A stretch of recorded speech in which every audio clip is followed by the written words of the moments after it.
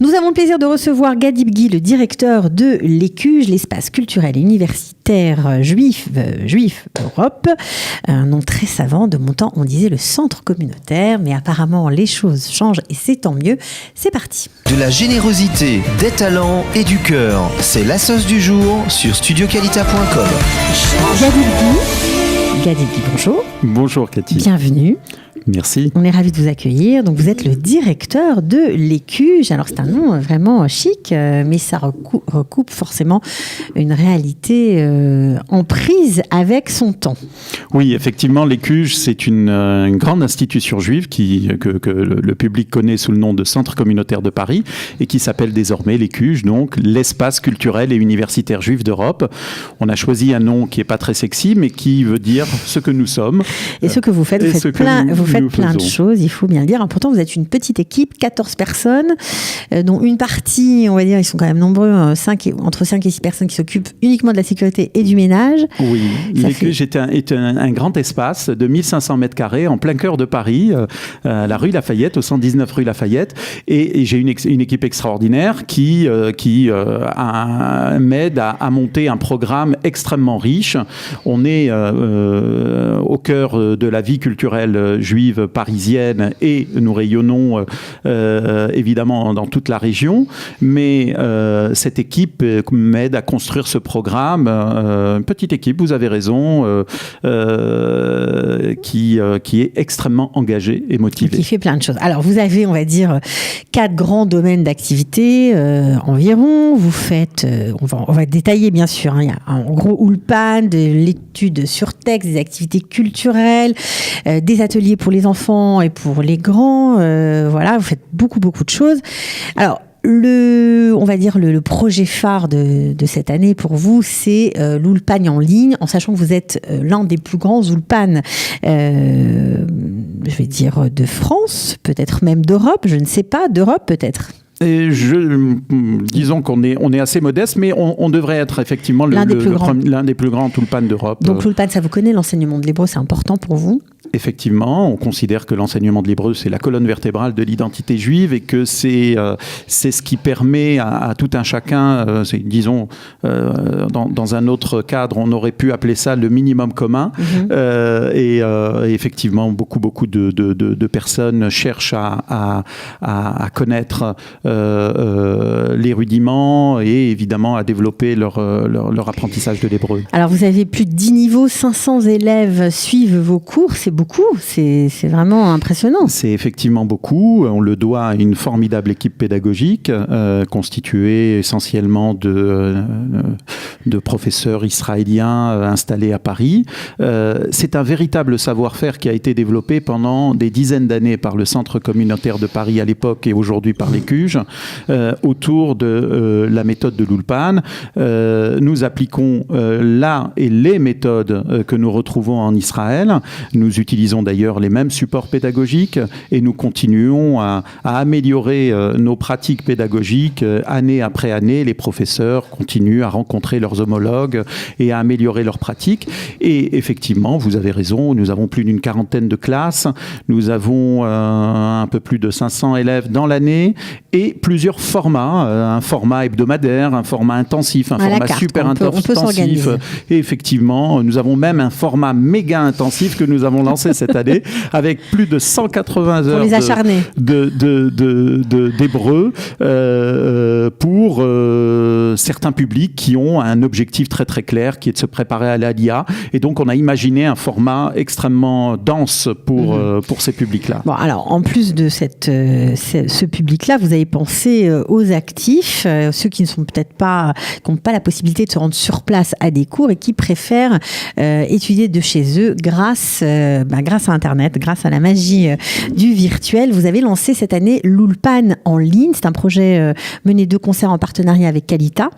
Alors, vous en êtes où? Est-ce que ça fonctionne? Combien d'élèves? Dites-nous tout, ça nous intéresse. Vous avez raison, Cathy, c'est un programme extrêmement innovant, extrêmement ambitieux, que c'est Ulpan en ligne, sur lequel nous travaillons depuis plus d'1 an et demi, en fait. Et je dois remercier nos partenaires qui croient réellement en ce programme structurant pour l'enseignement de l'hébreu vers tous les publics. Nos partenaires sont la Fondation Adélis qui, dès le départ, nous a soutenus dans la conception de ce programme, et en Israël, Kalita qui a tout de suite vu l'intérêt que cela pouvait avoir pour pour certains publics qui ont besoin de compléter leur niveau d'hébreu, tout simplement. Des publics d'actifs, etc. C'est un peu notre leitmotiv ici. Apprenez l'hébreu avant de venir en Israël. Apprenez l'hébreu, même si vous êtes déjà là, que vous devez travailler, débrouillez-vous pour apprendre l'hébreu. Donc c'est vrai que c'est une méthode qui paraît géniale. Alors tout de suite, évidemment, j'aimerais savoir comment ça marche, cette Ulpan en ligne. Alors l'Ulpan en ligne, c'est un programme donc de classe virtuelle qui utilise la méthode de l'hébreu. Et lorsque nous avons réfléchi à ce programme, nous avons imaginé une classe d'Ulpan appliquée à distance.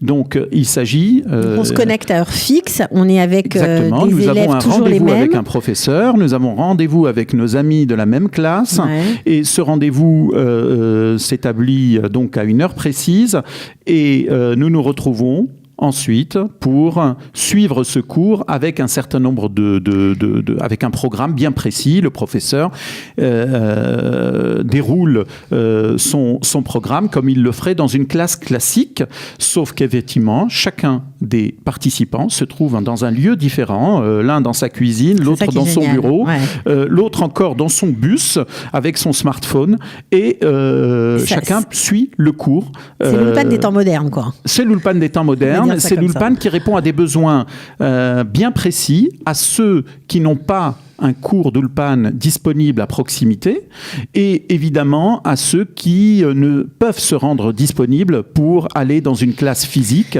particulièrement les actifs. Alors, on va essayer de rentrer dans le vif du sujet. Je crois que vous nous avez envoyé un petit PDF avec le déroulé. Oui, il y a quelques illustrations. Il y a quelques illustrations, on voit exactement comment ça fonctionne. Alors, je crois qu'il y a il y a le professeur, évidemment, il y a tous les élèves. On voit sur l'écran, je ne sais pas si c'est pas tout à fait cette image-là, la technique. Je ne sais pas si on va pouvoir...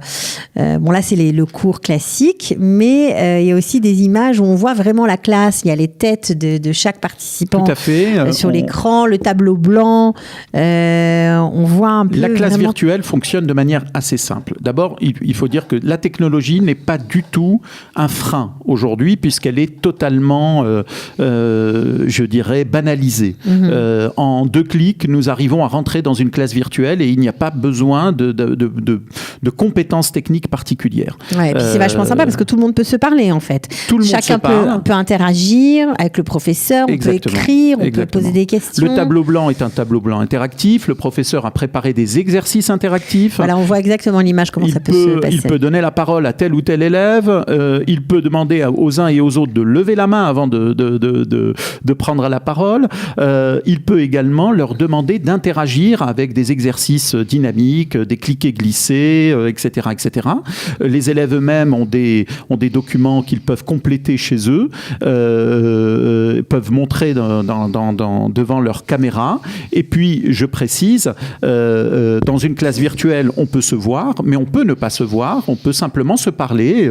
Je peux prendre l'exemple de quelqu'un qui se trouve dans un lieu pour lequel il ne souhaite pas partager. Oui, je peux être... on peut imaginer des situations bien cocasses, mais le fait est que avec le recul que nous avons maintenant, on constate qu'il y a une vraie dynamique de classe qui se met en place. Évidemment, il y a une interaction avec des exercices.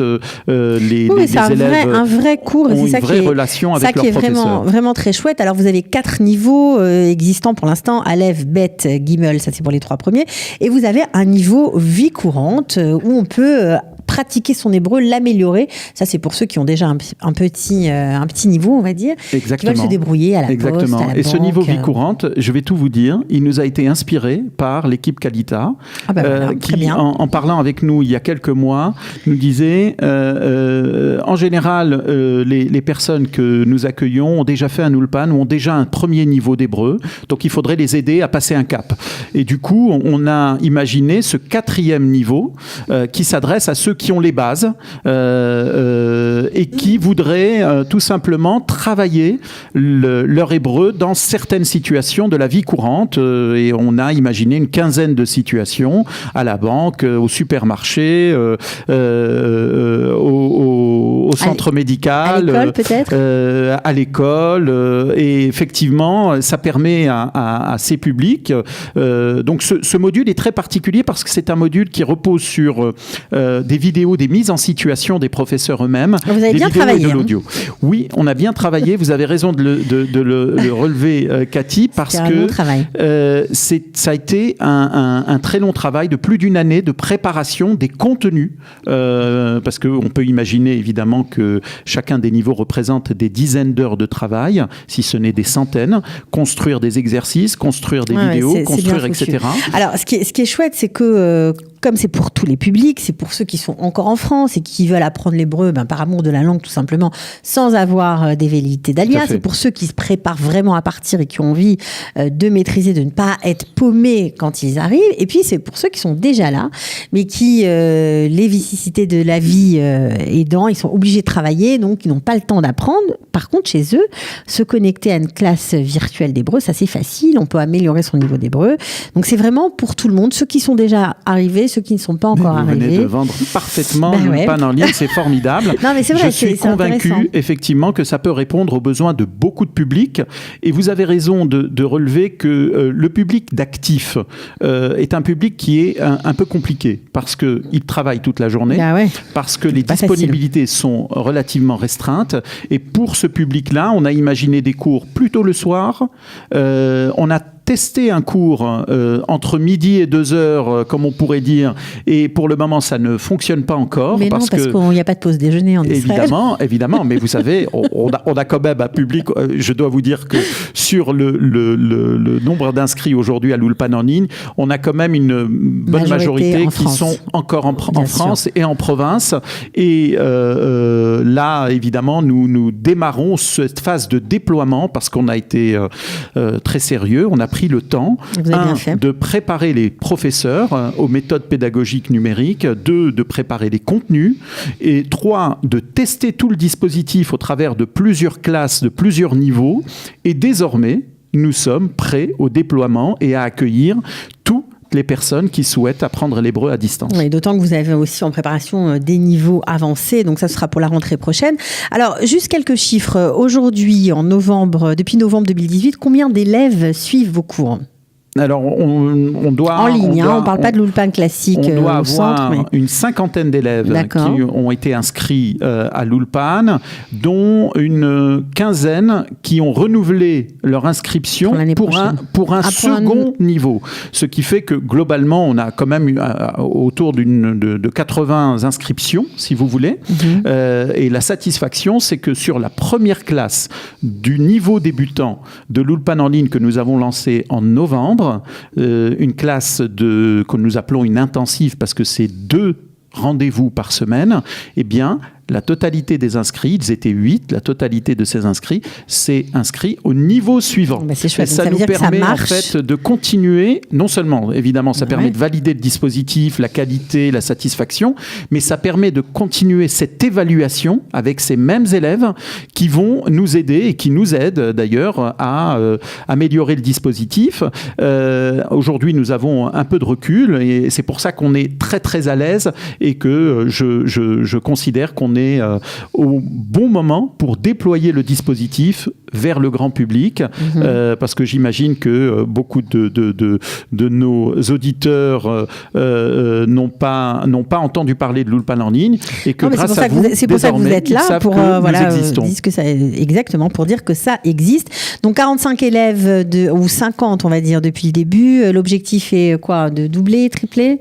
Oui, on va d'ici la fin de l'année, on sera probablement entre 100 et 150 élèves, et on va aller dans une démarche de déploiement, probablement avec un ratio de 30% par an d'augmentation, forcément. Bon, on n'a pas parlé d'un autre avantage qui est le vôtre, c'est le prix, parce qu'on sait très bien qu'une fois qu'on a eu, je parle pour les Israéliens, on a eu son quota d'heures d'Ulpan financé par le ministère de l'Aliyah et de l'Intégration, ensuite ça coûte un peu plus cher, voire beaucoup plus cher, et c'est pas évident, alors que vous, je crois que les prix sont entre 150 et 300 € par niveau, c'est-à-dire 30 heures d'hébreu par semaine. Enfin, en tout cas, 30 heures d'hébreu par niveau. Ce sera plus... Oui, par niveau, parce que c'est en général 1 à 2 heures par semaine, suivant le format. Mais vous avez tout à fait raison, la question du coût est importante pour le public, et elle l'est aujourd'hui pour nous, et c'est la raison pour laquelle nous sommes extrêmement heureux, fiers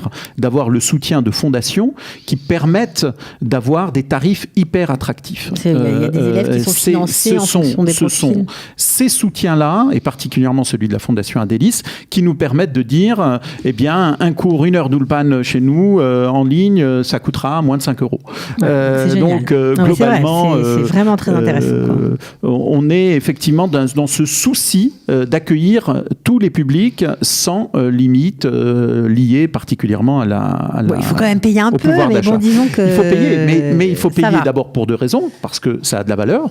Il faut aussi payer parce que ce qui est gratuit n'est pas forcément très engageant, et donc la personne qui s'engage à payer quelque chose est une personne qui considère que le programme dans lequel elle est inscrite est quelque chose de sérieux et qu'elle va le suivre de manière sérieuse. C'est d'autant plus vrai pour un Ulpan qui nécessite une vraie exigence, un vrai suivi, parce que tous ceux qui ont suivi un Ulpan savent que l'amélioration de son niveau ne se joue pas en classe, mais se joue entre les deux rendez-vous de classe. Ouais. Ceux qui ont fait les devoirs et ceux qui ne les ont pas fait, il y a une nette différence de niveau, c'est clair.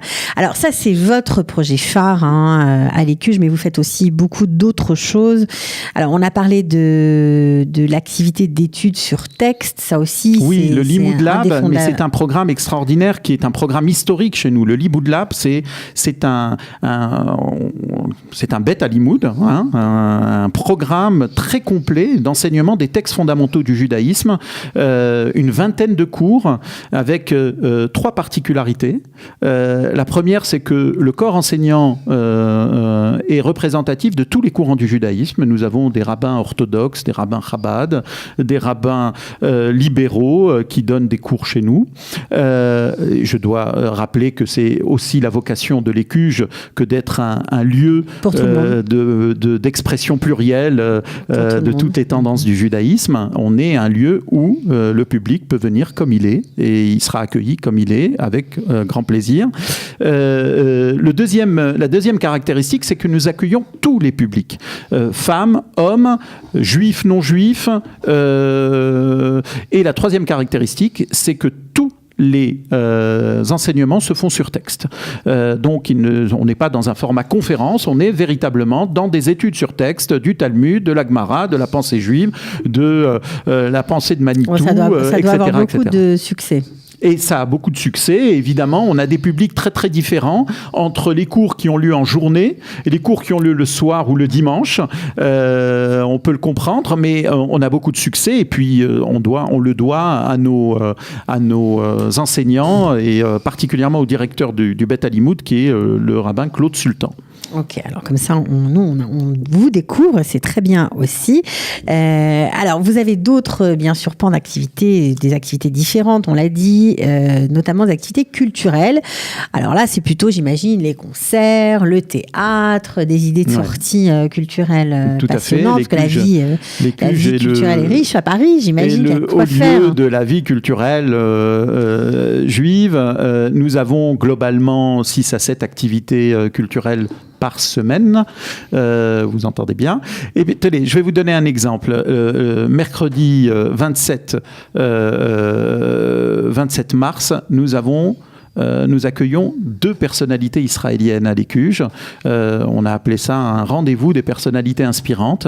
Nous accueillons le caricaturiste Michel Kishka et nous avons une autre rencontre exceptionnelle avec David Harari qui le père du drone. Voilà, qui est le père du drone israélien. Entre autres. Et donc, et puis le lendemain, nous avons un rendez-vous, une rencontre avec Marie Calter. Et puis la semaine suivante, nous avons un concert, etc., etc. Donc, ça fait quoi? Ça fait une centaine d'événements dans l'année? Oui, une centaine d'événements entre des concerts, des pièces de théâtre, des rencontres, des débats. Ça fait effectivement une activité extrêmement chargée. Et une des particularités de notre programme, c'est qu'il est défini de manière annuelle.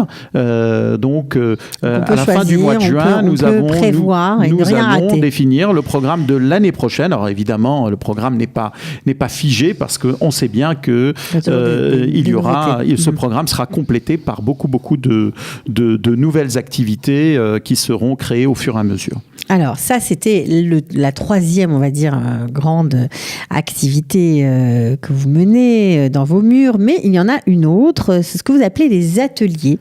Alors, des ateliers pour adultes, certes, comme la danse, le yoga, le dessin, mais ce que j'ai beaucoup aimé, c'est que vous vous occupez aussi de la jeunesse, des enfants, avec des activités ludiques très créatives et très originales. Je suis ravi que vous ayez retenu l'un des programmes que nous avons lancé cette année, qui s'appelle le Gilab.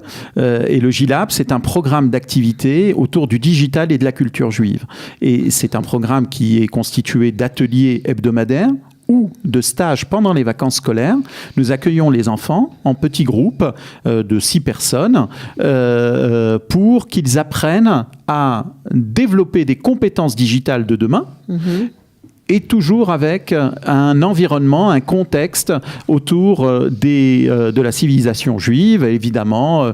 On va construire des jeux vidéo, par exemple. On pourrait construire un jeu vidéo avec comme des personnages comme Esther ou Mordechai. On pourrait construire ou réaliser une vidéo en prenant un sujet qui est lié à, et là en l'occurrence le dernier stage pendant de vacances scolaires, on a pris un événement qui était lié à ce qui se déroulait à l'Écuge. Ils ont fait une vidéo sur une personnalité qui s'appelle Eliane Amado-Lévy-Valency. Donc les gamins ont totalement découvert et ont monté une petite vidéo autour de ce sujet.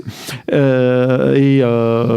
Et donc il y a plusieurs disciplines numériques, du dessin numérique, de la création digitale, du coding. On leur apprend également à construire des pages web. C'est génial parce que c'est en fait toutes vos activités, en gros, c'est la transmission, mais tout en étant vraiment en prise avec ce qui se passe. Tout à fait. L'Écuge, c'est le temple de la culture et du savoir. Ça a toujours été. Et nous avons évidemment de nombreux partenariats avec d'autres associations pour mutualiser, pour développer cette visibilité et accueillir tous les publics. Et vous savez quelle est la diversité des publics que nous avons à Paris. Et donc, c'est aussi notre vocation que d'être à l'écoute de tous ces publics. Bon, il y a aussi une de vos activités dont on n'a pas parlé, ça fera probablement l'objet d'une autre émission, l'Institut universitaire Elie Wiesel. Ça mérite. Oui, vous avez raison. Vaste programme. Voilà, vaste programme, on en parlera une autre fois. En tout cas, merci beaucoup, Gad Ibgi, d'être venu nous voir. Merci à vous. De Paris, voilà, et puis de nous avoir parlé de toutes ces activités. Bien sûr, si l'Ulpan en ligne vous a parlé, on peut se connecter. Comment on fait? Oui, l'Ulpan en ligne, il suffit d'aller sur le site internet www.centrecomparis.com ou d'envoyer un mail à ulpan centrecomparis.com. Ouais. Et puis, Jean-François Strouve, qui est le directeur de ce programme, reviendra vers vous très vite. D'accord, ok, très bien. Merci beaucoup en tout cas et à très bientôt. Merci. Ciao. De la générosité, des talents et du cœur, c'est la sauce du jour sur studioqualita.com. Changer.